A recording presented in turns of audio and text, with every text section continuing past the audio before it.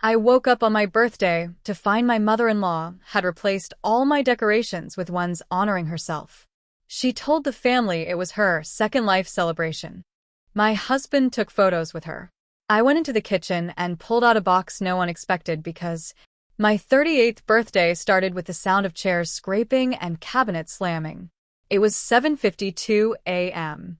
I remember because I squinted at my phone and thought, they're starting already? My plan was simple. Sleep in a little. Make coffee. Start on my cake. I always bake my own birthday cake, chocolate fudge from scratch, with espresso in the batter and a peanut butter frosting. It's my thing. No one else ever cared enough to do it, so I took it over a long time ago. And honestly, I like the control. I rolled out of bed in my robe, expecting to see some decorations. Maybe a banner. Maybe Alex cooking eggs or setting the table. Instead, I walked into a scene that made my stomach turn. Pink and gold streamers hung across the ceiling. Balloons everywhere, some heart-shaped, some round, all printed with the same phrase, Second Life, Second Chance. There was a big white banner hanging across the mantel that said, Celebrating Margaret, our warrior queen. I stopped in my tracks. Margaret, my mother-in-law, was standing at the center of it all like a damn celebrity. She was in full makeup, a glitter sash that said Bless Survivor, and a tiara on her head. I kid you not. An actual plastic tiara with rhinestones. She was holding a mimosa and smiling like it was her wedding. There were printed photo collages of her pinned all over the walls. Old photos of her holding Alex as a baby, recent ones of her on the beach, even a glamour shot-looking thing where she was staring out a window with a fake tear in her eye, like some Lifetime movie character. I scanned the room. My name wasn't on anything. There was nothing indicating it was my birthday. Not a card. Not a candle. Not even a stupid happy birthday napkin. Surprise, she yelled when she saw me, as if this was supposed to be for me. I said nothing. I just stood there in silence while my chest started to go tight. Alex walked up and kissed me on the cheek, like he didn't see the problem. Babe, look how nice everything turned out, he said. Mom's really proud of this. It's her celebration of life, you know? Like a fresh start. Her what? I asked. Margaret chimed in. My second life celebration. I've been through so much, and I decided today was the day I mark the beginning of the new me. I looked at her, then back at Alex. Today, I said. You mean my birthday? She giggled. Well, you always say you're not into birthdays. I figured it wouldn't bother you. You're such a private person. No. What I said, what I've always said, is that I don't want a huge fuss or a big crowd. I don't want surprise parties or anything that feels fake. But I do decorate. I do make my own cake. And I do expect at least a sliver of acknowledgement. This wasn't just inconsiderate. This was erasure. Alex just stood there. It's not a big deal, babe. She's been feeling kind of down. You know how things have been for her since she had that health thing. I wanted to scream. Her health thing was a reflux episode last spring that she turned into a 6-month drama. She refused to see a doctor for weeks, told everyone she might have esophageal cancer, and when the test came back normal, she said she'd fought it with faith. It became this whole thing. She started calling herself a survivor. She joined an online support group for women who'd been misdiagnosed by male doctors.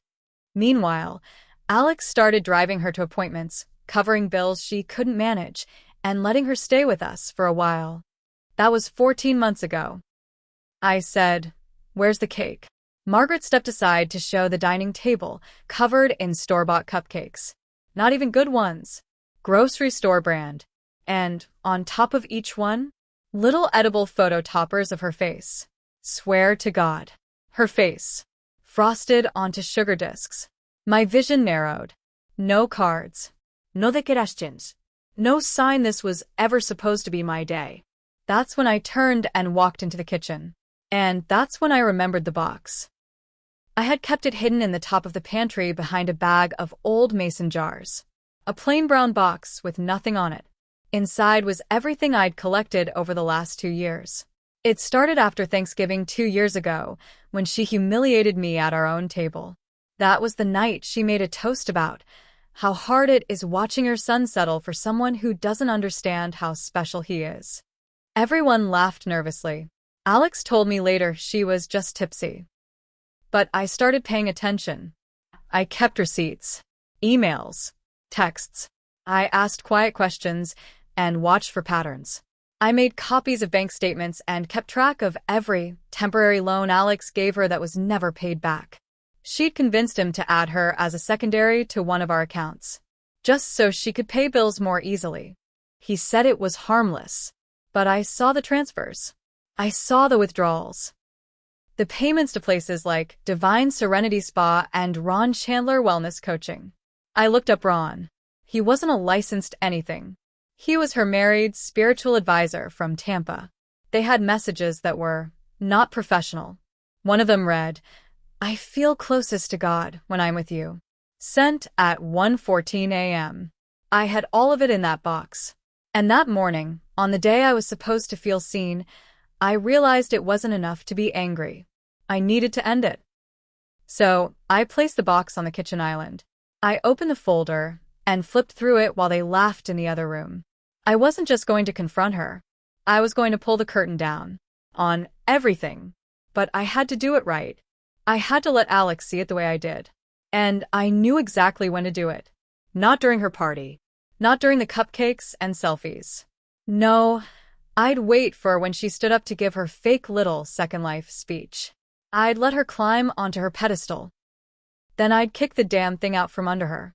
I stayed in the kitchen for a few minutes, just breathing. The box was open in front of me, the pages spread out like evidence from a crime scene.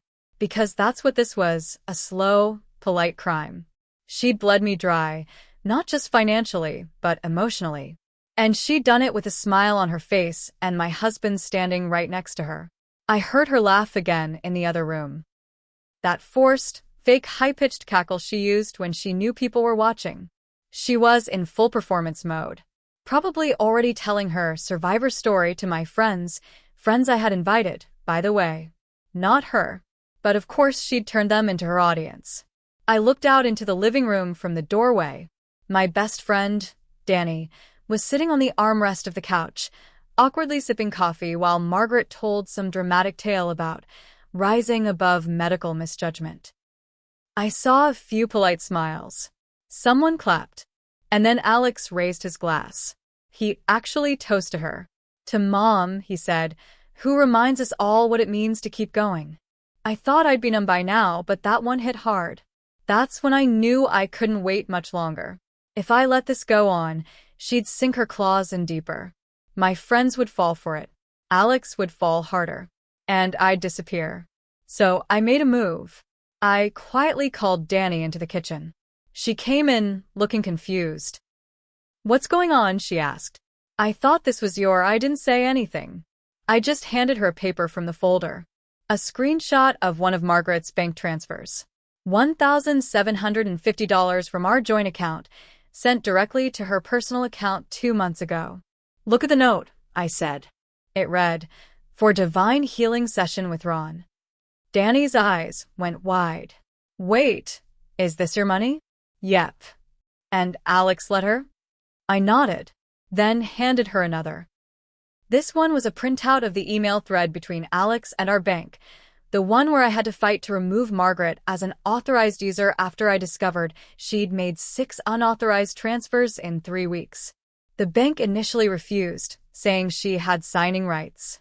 Alex had added her, just for emergencies. I handed her a third sheet, a photo of Margaret and Ron. It was from Facebook. He had his hand on her lower back. Caption read, "My queen, my compass." "That's her spiritual advisor?" Danny asked. Jesus Christ. I nodded. She took over my birthday to throw herself a party. That's bad enough.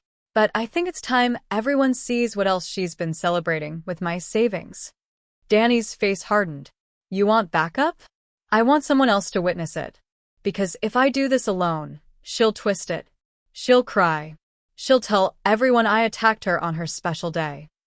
So Danny stood next to me as I gathered a small stack of the worst pages. Not all of them. Just enough to paint a clear picture. Theft. Deceit. Emotional manipulation. A financial paper trail with Margaret's name all over it. I stepped back into the living room. Margaret was mid-speech. Of course. She stood in front of everyone like she was at a podium, holding her mimosa in one hand and her other hand pressed to her chest like she was about to cry. I just want to say, she said, voice trembling, that I've been through so much this year. From almost dying. You had indigestion, I said, walking in. She froze. Everyone turned to look at me.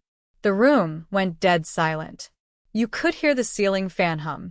I walked slowly toward her, holding the papers at my side. You had a mild case of reflux, Margaret. You told people it was cancer. You told Alex it was life-threatening. She blinked. Honey, what are you? I held up the first page. This is a $2,400 transfer from our account to Ron Chandler. That wouldn't be your spiritual advisor, would it? Gasps.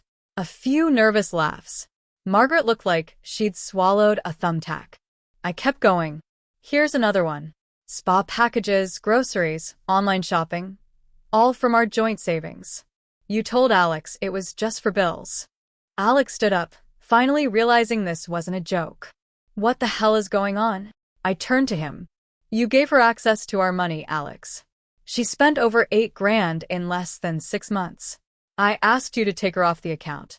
You said I was being cold. Controlling. His face flushed. That's not true. She told me. She told you whatever worked. You never checked. You just believed her. Every time. I handed the last page to Danny, who read it aloud. To my twin flame, my spiritual equal. I'm happiest when I'm with you.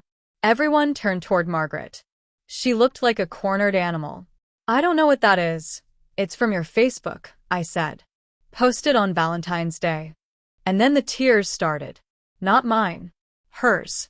Oh my God, she whispered. You've been spying on me? Tracking me like some stalker?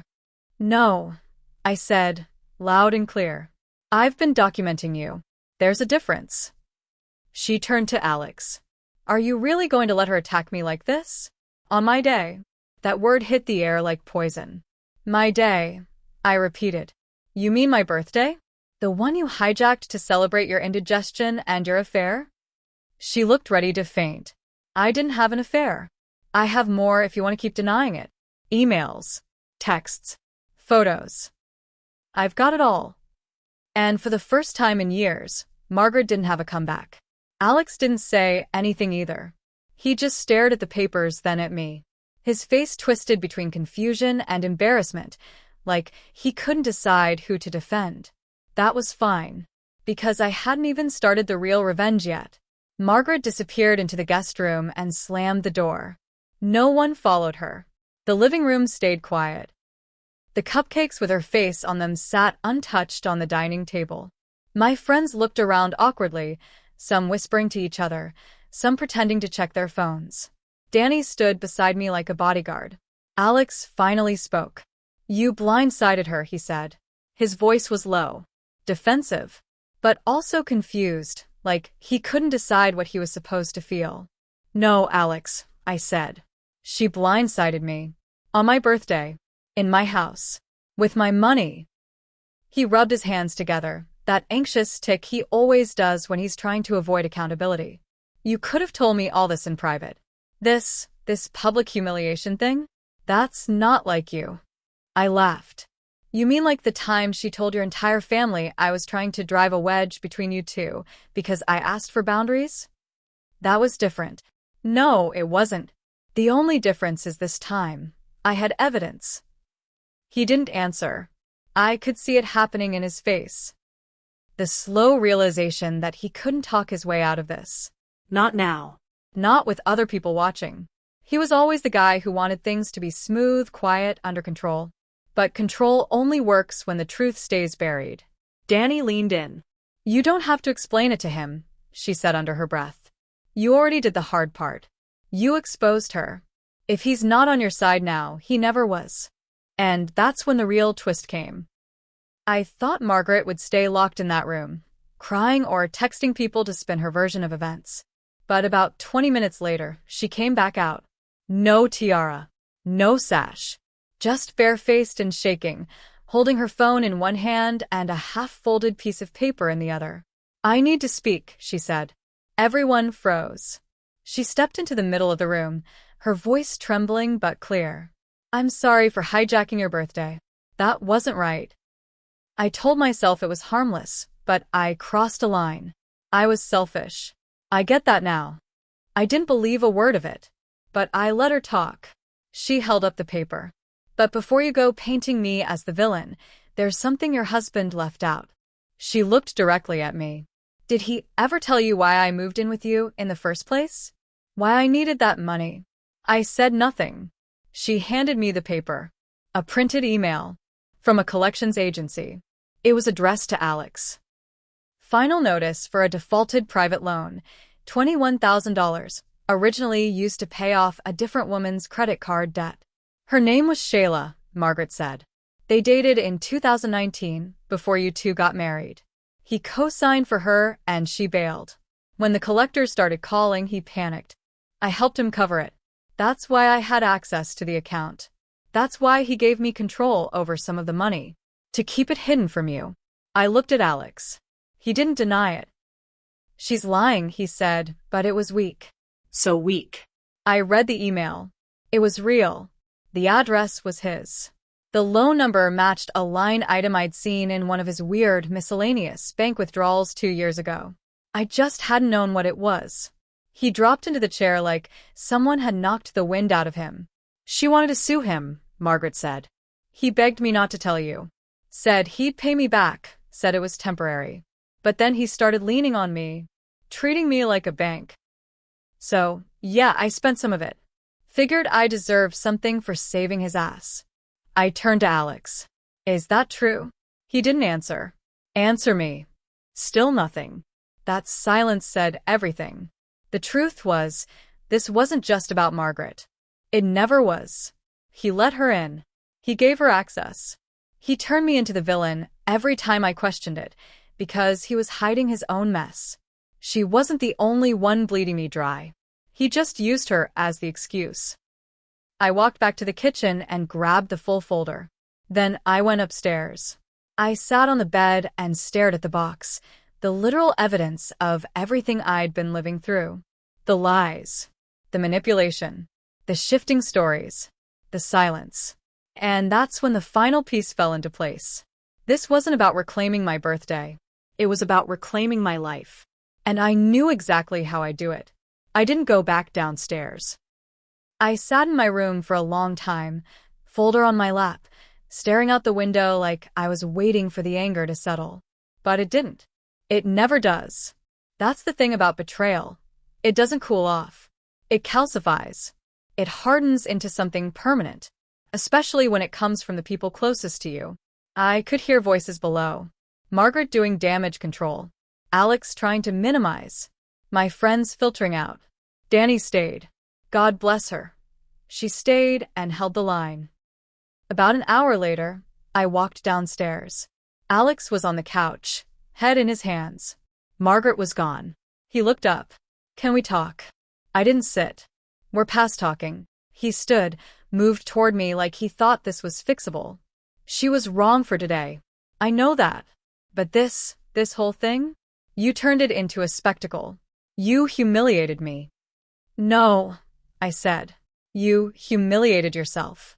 I just stopped protecting you from the truth." He didn't like that. He muttered something under his breath, turned away, started pacing. "You don't know what it's like. I was drowning in debt, okay?" She helped. "I didn't think you'd understand." "You're right," I said. "I don't understand hiding $21,000 in bad decisions from your wife while letting your mother use our savings like a play fund." He stopped pacing. "I'm not your partner," I said.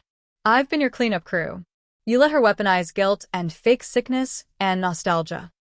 And every time I pushed back, you made me feel like I was cruel for not coddling her. But she wasn't the one manipulating me, Alex. You were." He didn't argue. He knew I was right. And that silence was the final nail. I spent the rest of that week putting my revenge in motion. First, I went to the bank and permanently closed the shared account. I transferred what was left into a private one under my name. I had every document printed, every withdrawal tagged, every dollar traced. I hired a lawyer, not to sue him, but to protect myself for what came next. Then I served him with separation papers.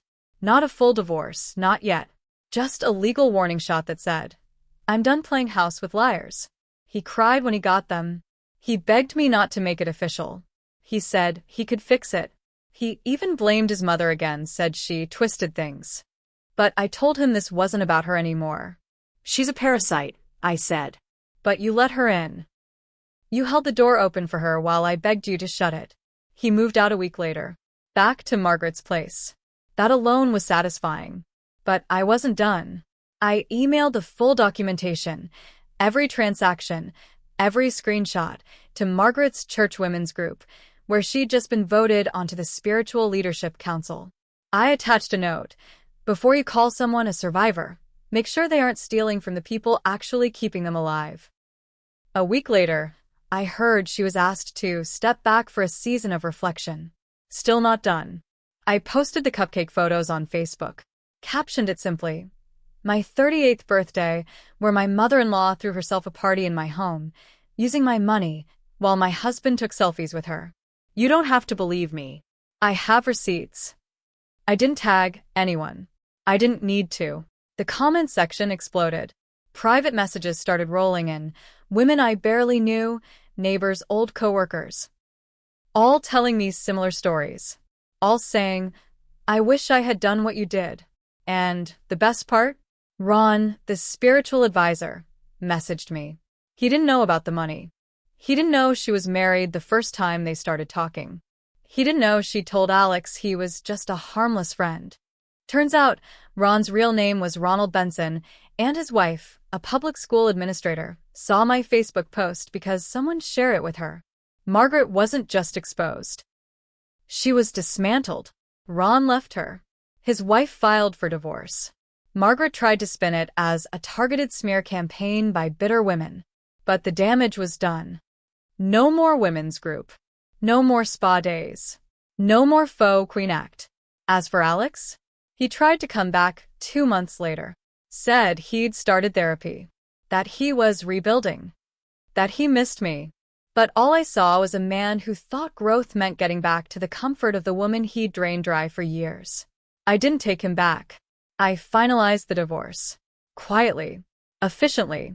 I didn't make a scene. I just filed the papers and closed the door. I spent my next birthday alone. I made my chocolate cake with espresso and peanut butter frosting. I lit a candle for myself. One candle. No declarations. No drama. Just peace. And that, finally, was the best gift I've ever given myself.